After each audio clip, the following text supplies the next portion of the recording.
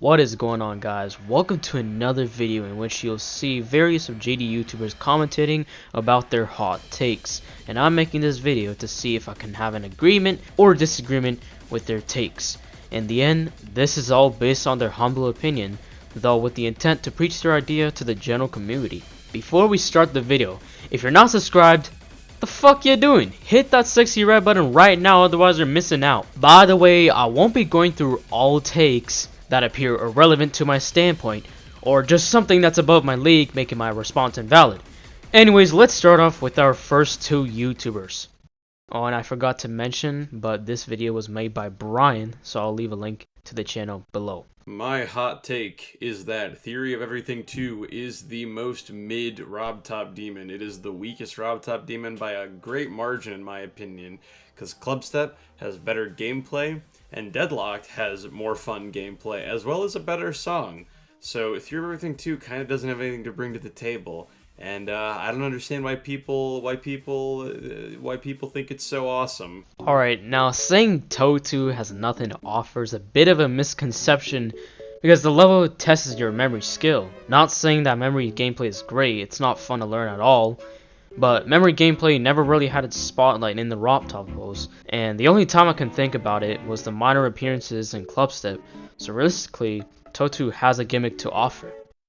I don't like Theory of Everything 2. Okay, is this a TOTU hate video? I mean, like, this will just detract from the audience and cause them to feel clickbaited. Just have one person talk about their specific hot take. I generally hope that every hot take isn't similar to one another. Since Blast Processing introduces the wave, focusing on the mini wave for Theory of Everything 2 would have been perfect. But nope, let's shove it into the last 5% of the level. Yeah, true. Why the fuck is the mini wave not in Blast Processing? This is just bad game design by plastering the first instance of Miniwave in the last section of TOTU. Introducing new mechanics should be earlier, not very late. First coin, inconsistent. Second coin, inconsistent. Third coin, consistent. Because it's dumb easy. The first two coins aren't that bad, to be quite frankly. I mean, the coins are inside a demon level. It's supposed to be hard.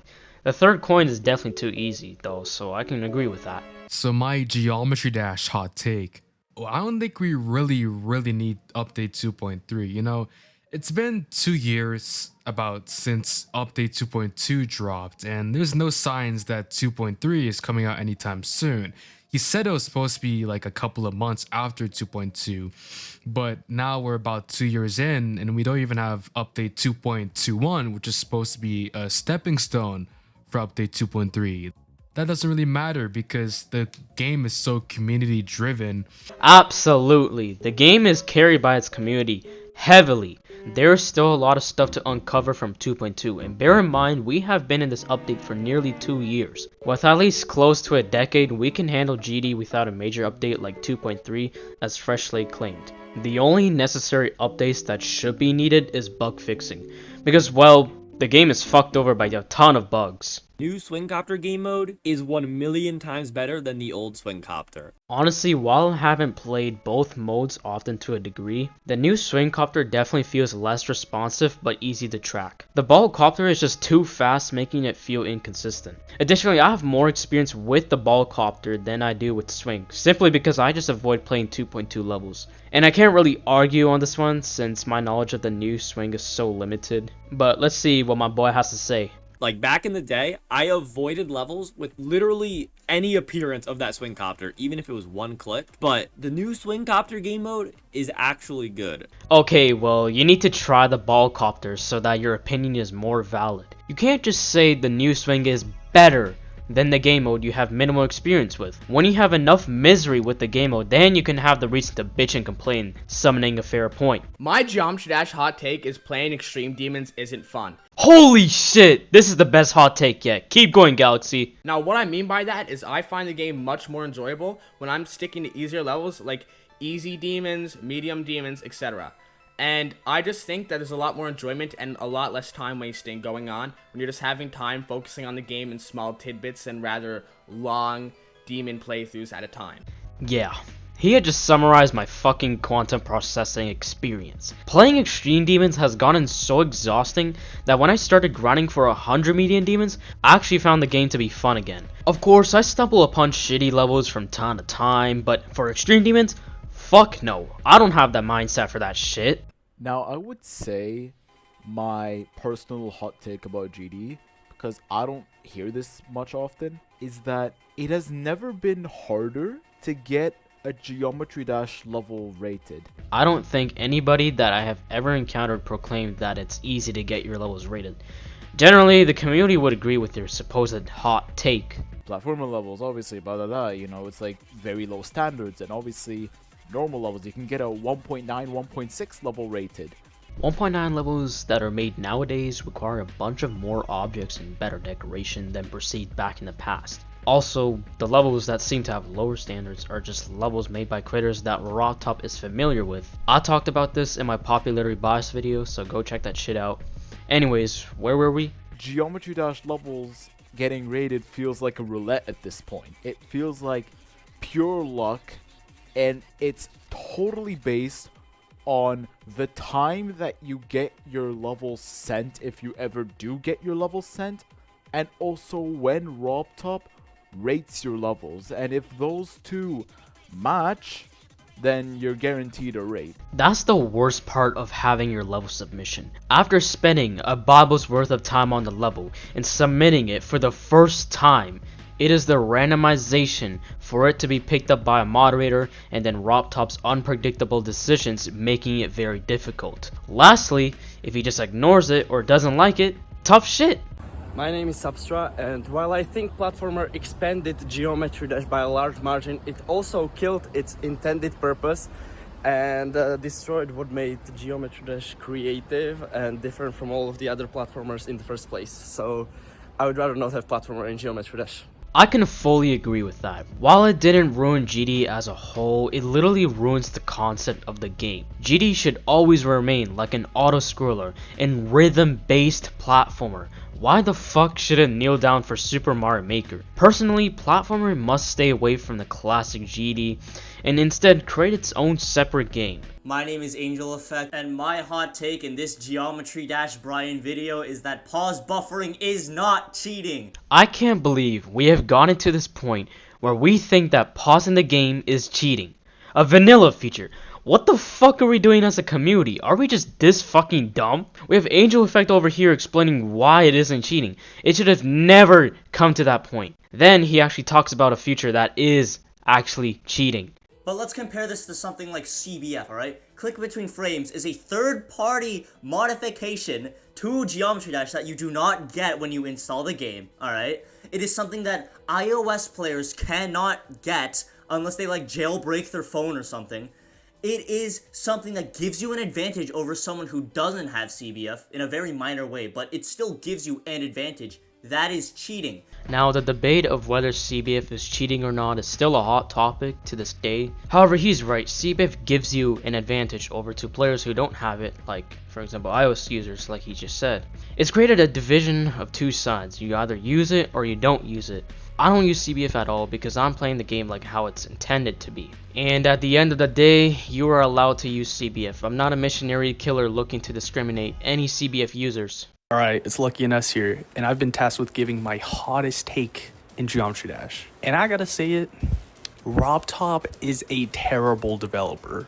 Ooh boy, I can see where this is going. That might not seem like a hot take, but I think people don't realize just how terrible he is. I'm not really talking about from a developing standpoint.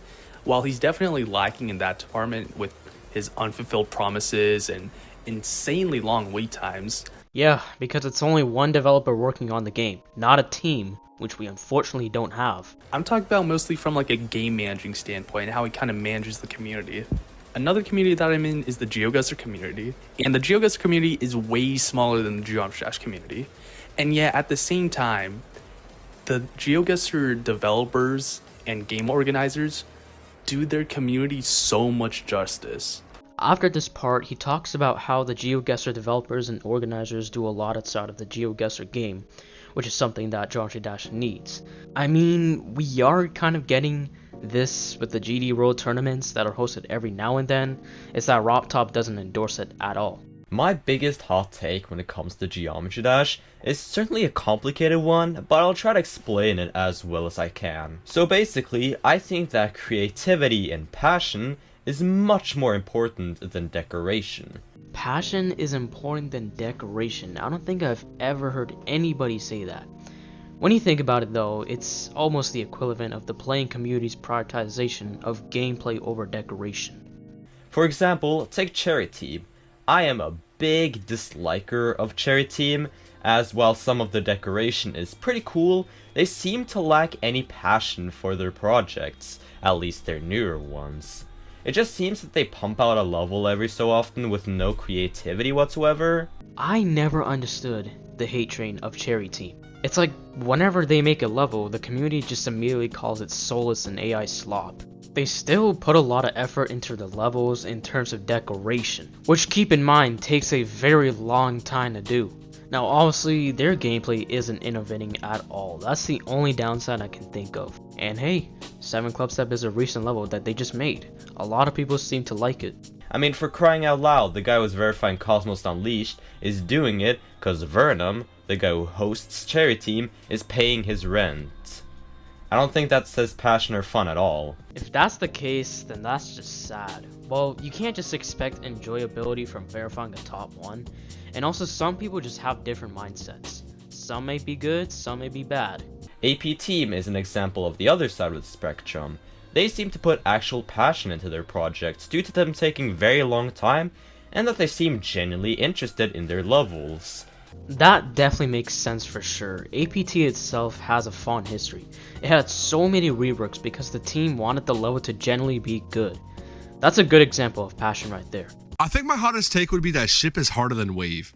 Whoa, whoa, whoa, whoa, whoa, stop booing, stop booing, stop booing. Don't worry fam, I'm not booing. Wave is not even close to the ship's difficulty anyways, and he's gonna explain why.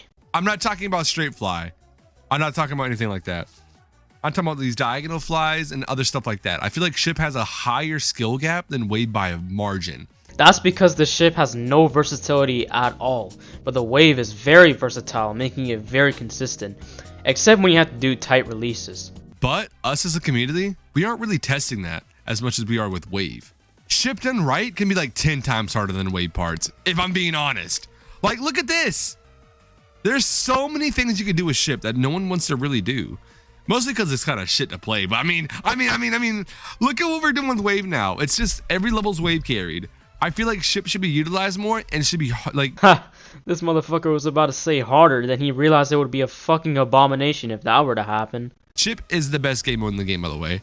Get rage baited. Now that's blasphemy in terms of my standards. I'm Truffalo, and my hot take is that mods have mostly ruined the need for updates in this game. As soon as 2.2 came out, most people flocked to Geode making new mods, and in like the first 4 months, someone already made multiplayer like Versus. And recently, there have been a couple of mods with limited access with racing modes where you can verse other players. If you're talking about the Champions mod, that hasn't been released to the public yet. All you got is the shitty Gloat mod that's boring as fuck to play, but yeah, Fresh Like Water did mention this earlier in the video, so we really don't even need updates at all because our community is carrying the game with this endless amount of mods. What's the point of waiting for an update where you can just install a mod that does it for you? I honestly feel bad for RobTop at this point because now he has extra standards to live up to because most of his upcoming features have just been turned into mods now. Like, bro. For sure, when 2.2 was released, it was like RobTop was competing against MegaHack because there were a various amount of MegaHack features placed into the vanilla game. Hey yeah, it's Pewds, and a hot take I've got is, playing Geometry Dash without any music or sound, with nothing else in the background, no Spotify, no SoundCloud, is actually kinda nice. I feel like this works well with a level that has no pulsing, no crazy decoration, just only static and relaxing gameplay. That would actually work well with no sound at all. And I think you and everyone else should try it. Now, I have tried pulling this off with specifically quantum processing because the wave pulsing catches me off guard and it really disrupts the game since the wave in that level is total hot shit. Playing with no music at all practically nerfed the wave parts in a minor way because the wave pulsing stops. Alright, hello, Cyronic speaking. So a hot take. For me, it's that platformers are better than classics. I just simply feel that platformers have more opportunities for creativity. Almost every classic level feels the same and repetitive, especially if you're star grinding. You are contradicting yourself with that statement. Platformer levels are no different from each other. When you contrast any level that is a platformer, the majority of them uses the rooms gimmick, so that immediately screams unoriginality. Don't get me wrong, classic levels are good, but there are some unique ones. I just feel platforms have a lot more untapped potential. You can be playing a whole card game or even a Metroidvania, and you can find a style you like or you want to play. Find a style you want to play. You could be playing the fucking robot game mode that's littered in every fucking demon level, or you could be sleeping with the fucking hitboxes, or you could be going through fucking 500 fucking rooms. That's an indefinite waste of time. It's just the same throughout. Also, the background footage isn't fucking helping at all. The editor could have chose something better to back up with their hot take. Platformers are just so much more diverse and fun, and I think with the short amount of time it's been around, we've achieved a lot more than I would have ever thought. What the fuck? Nothing about platformers indicates a source of diversity at all. It's not fun to slip in between two spikes like as if I'm burying my fucking face deep into the trenches of a woman's fucking tits. That's literally how it feels like. Okay, what the hell am I even saying? Hello, I'm Greeny109, and my hot take for GD is please stop prioritizing deco over gameplay, I beg of you! One of my least favorite things when it comes to this game is when you can't see the gameplay at all because of how much decoration's in the level. Don't get me wrong when I say this, decoration is a very important part of a level and can oftentimes make a level look beautiful, but just please prioritize your gameplay first. This is so true, man. I wouldn't even mind if the level looks like ass. All I care is if the level is enjoyable. Most of the time, levels that have good deco play like shit, and levels that have horrible deco are often the best experiences. This isn't what he said, but this is how I feel. There are so many times where I've seen a really good looking level with absolutely atrocious gameplay. This is something I've always said in streams and I've stood by since I've started playing this game, and I feel like people just don't really know about it. You know what I just realized? When creators just want to full send it, it's almost like the level they've created was meant to be watched, even if it's an easy or a medium demon. Geometry Dash levels are supposed to be played, not meant to be watched. Otherwise, you'd be ruining the whole concept of a video game. But I do play a lot of levels, and when the decoration gets in the way of the gameplay, it really just I don't like it. The decoration getting in the way of the gameplay can be a couple of factors, like the gameplay structures blending in with the background, or the mass amount of foreground decoration blocking the gameplay. An example, well, this will trigger a lot of people. Change of Scene has this problem. Nobody wants to go through the reality path because the bosses get in the way. Now obviously this is a fundamental factor for a boss level, however the reality path barely changes the gameplay in the level, so is it really necessary to go down in this path? I don't think so. And additionally, Change of Scene is such an overrated level. The gameplay is very underwhelming, everything is just too open and easy, and the best part is just the duel part, which only lasts for 5 seconds. And maybe the mirror portal part as well. That was pretty innovating to see back in the time. In conclusion, please just prioritize gameplay over decoration. I know decoration is a really important part of a level, but in my opinion, if the decoration is good, but the gameplay isn't, that's steering me away. I'm not playing that level. Well said, well said. Anyways, that marks the end of this video. The original is made by Brian, so I'll leave a link down below in the description. I'll catch you guys, well, right now I don't have anything planned for my channel. See you guys soon. I'm out this bitch.